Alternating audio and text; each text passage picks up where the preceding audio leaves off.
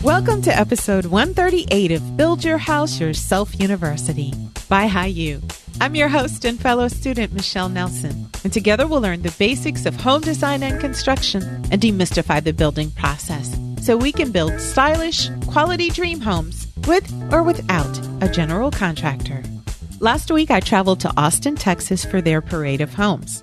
I love going to different parts of the country to see what new home features are popular in different areas. If we incorporate some of our favorite features from different regions, we can make the homes that we build more interesting. As you know, too often, designers and builders tend to do what they've always done, and that can translate into all the houses in an area looking the same, devoid of character and uniqueness. Sometimes the only way to incorporate fresh ideas is for us as homeowners to make fresh suggestions. A great way to get new ideas and inspiration is by looking at houses in areas outside your region. That's why I suggest going to parades of homes and looking at new construction and model homes outside your area. You don't have to make a special trip, but if you're traveling for work or vacation, stop by some new homes and see what they're doing outside your region.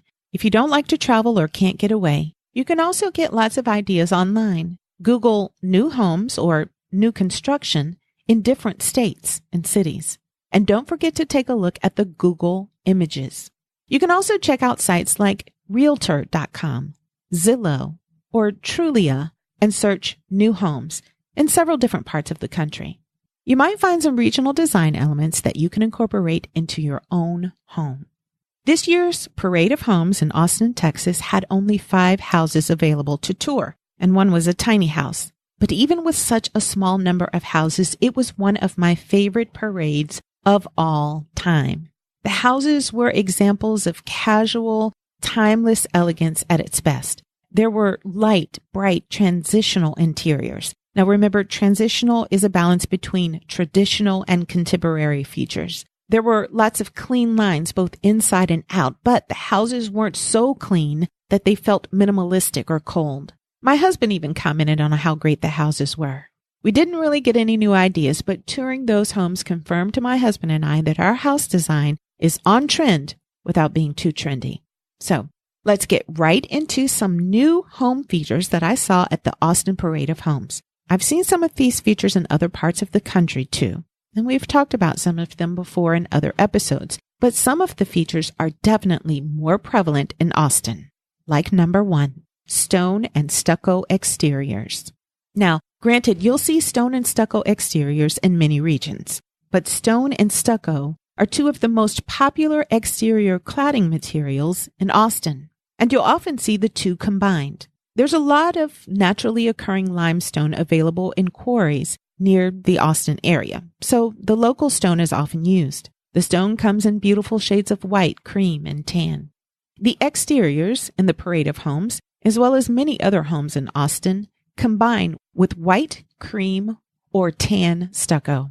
The stone and stucco exteriors could be seen on transitional, farmhouse, contemporary, and even more rustic lodge-like houses. Most of the exteriors in the parade were white to light tan. Those light exteriors were great for reflecting the hot Texas sun instead of absorbing it. Number 2, wood accents, inside and out. Homes with very clean lines can sometimes feel a bit cold, but including wood accents throughout the house make a more contemporary or transitional house feel warmer and cozier. In addition to hardwood floors, several homes included exterior wood cladding on accent walls, on porch and interior ceilings. Wood soffits added warmth and interest to what could have been cold-looking white houses. There were chunky wood mantels on sleek, contemporary fireplaces, wood beams on ceilings, and open shelves made of wood in kitchens, bathrooms, and even living spaces. Warm wood doors stood out against white walls, and there was a beautiful range hood made of walnut that was the focal point of a fairly contemporary kitchen. Obviously, incorporating wood into a home is nothing new, but usually wood is thought of as a more traditional material. What made the wood in and on these homes so interesting was the juxtaposition, the contrast of combining wood with more contemporary finishes and lines. It's unexpected and eye-catching.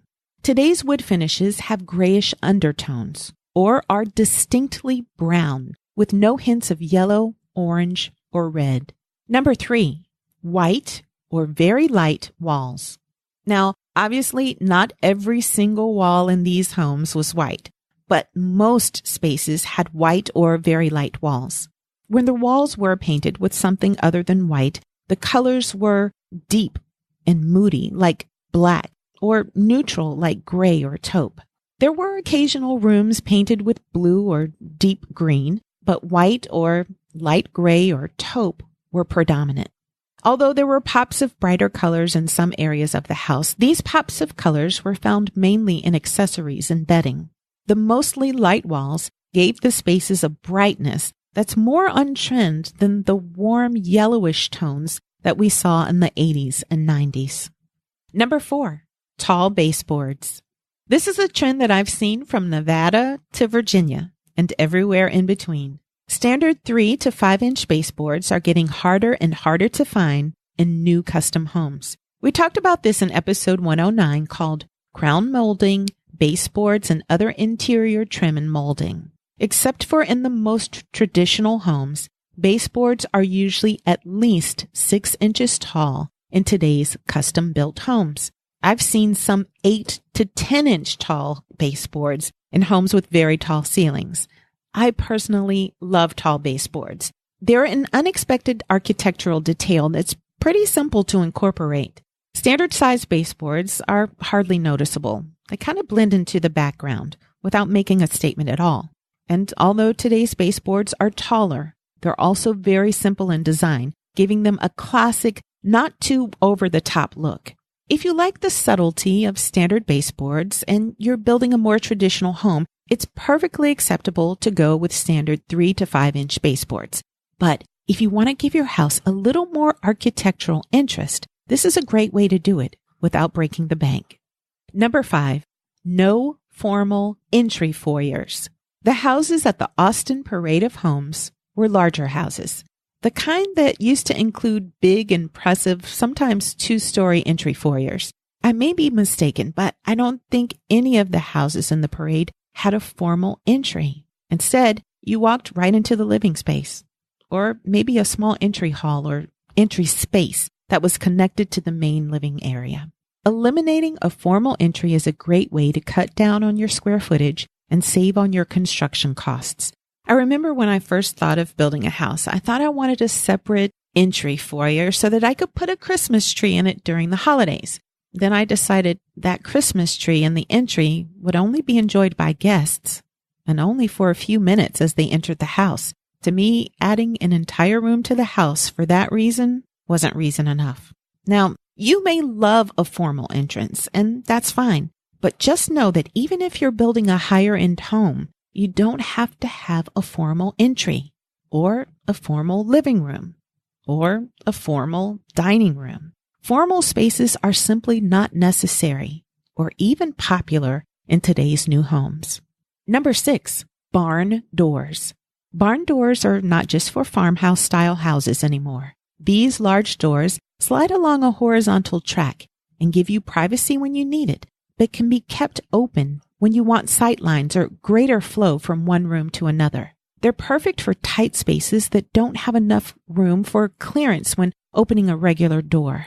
Barn doors are not only space savers, they can also be statement pieces. When they first came on the scene, most barn doors were pretty rustic looking, but they now come in different styles and can be downright sleek and modern. There are several examples of barn doors that I saw at the Parade of Homes, including a few custom doors. There were several examples of barn doors at the Parade of Homes, including a few custom doors. I'll have pictures in the show notes of 2 of my favorite barn doors. One was made of stained wood and had a fairly contemporary geometric design, and one was a barn door custom wrapped in leather. I'd never seen anything like them. I might steal that leather idea. Number 7, accent walls. Accent walls can still readily be seen in home design, although I know some designers hate them. I saw several accent walls in the parade. One or two walls in a room accented with a deeper contrasting paint color or wallpaper or even tile.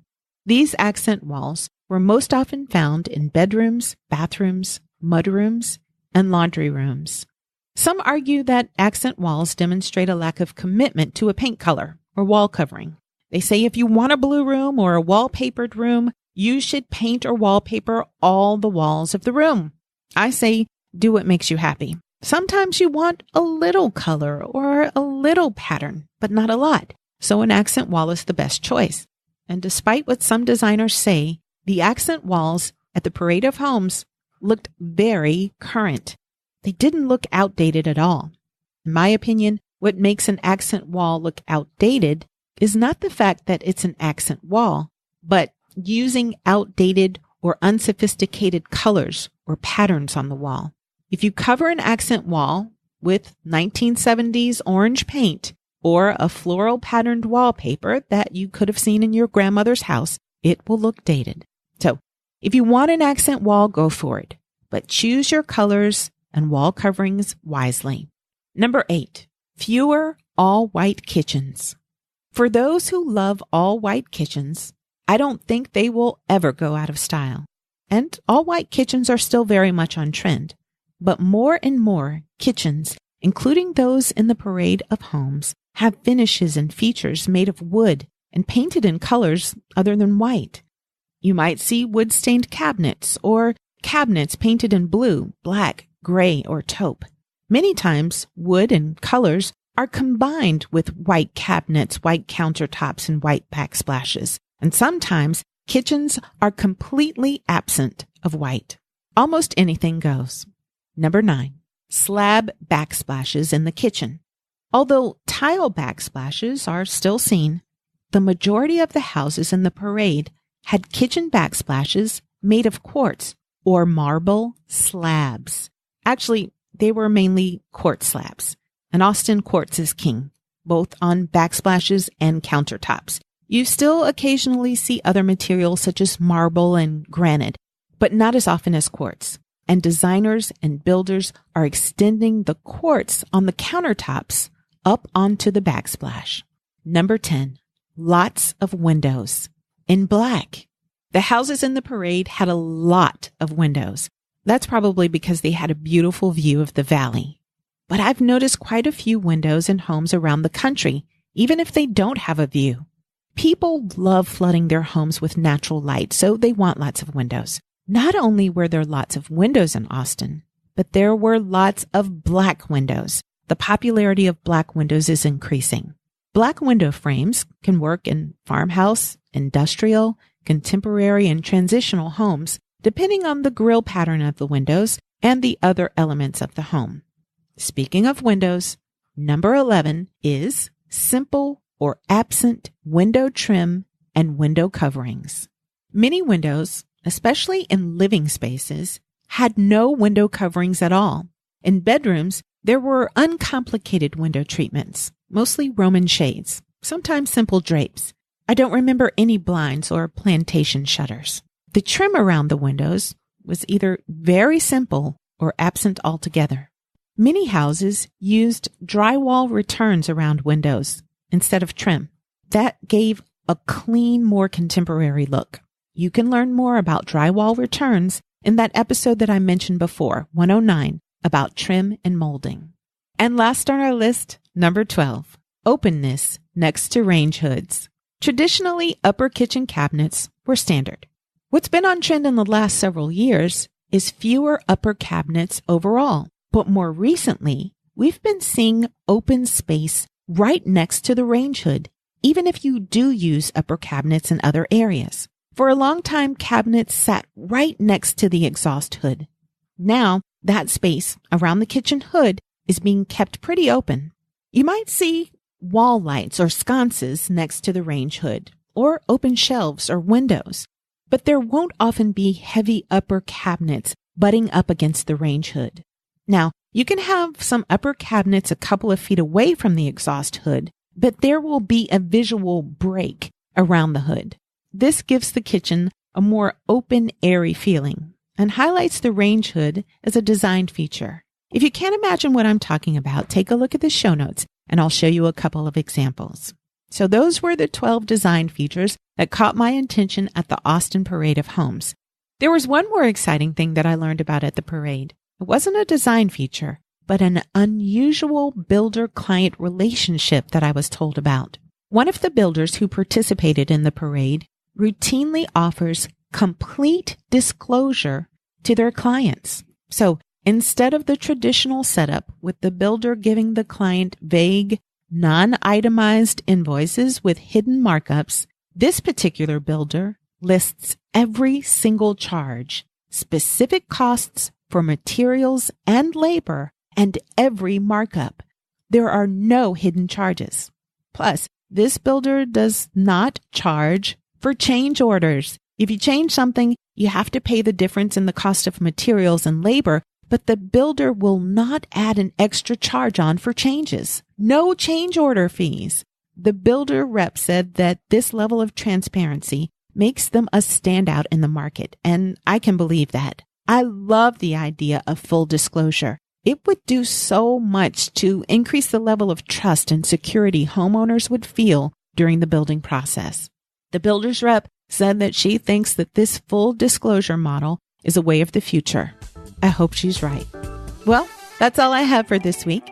I hope you'll take a look at some new homes in different areas of the country, either in person or online, just to see if there are any regional features that you might want to incorporate into your home design. Thanks for stopping by this week. I hope you'll come by next week for another episode of Build Your House Yourself University. BYHYU. Please remember that the purpose of this podcast is simply to educate and inform. It's not a substitute for professional advice. The information that you hear is based only on the opinions, research, and experiences of my guests and myself. That information might be incomplete, it's subject to change, and it may not apply to your project. In addition, building codes and requirements vary from region to region, so always consult a professional about specific recommendations for your home.